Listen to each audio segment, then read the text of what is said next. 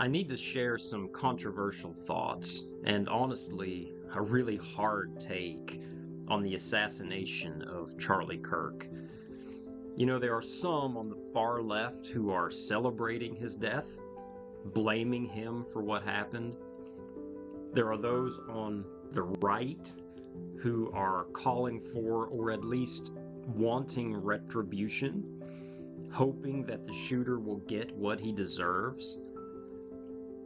But as a Christian, I hope he doesn't get what he deserves.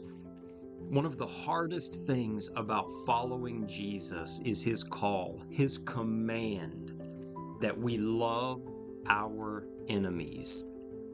That is part of taking up our cross every day and following after him. The cross, where he looked down at those who were killing him and said, "Father, forgive them. They don't know what they're doing." We can't forget that the Apostle Paul, the man who wrote half the New Testament and turned the world upside down for the cause of Christ, was a murderer himself before Jesus got a hold of him. In this social media world where we are pigeonholed into little segments of good guys versus bad guys, we have to remember that the reality is we are all bad guys. And there is only one good guy, Jesus, who came to give us the grace and forgiveness that none of us deserve. And so, no, I don't hope the shooter gets what he deserves.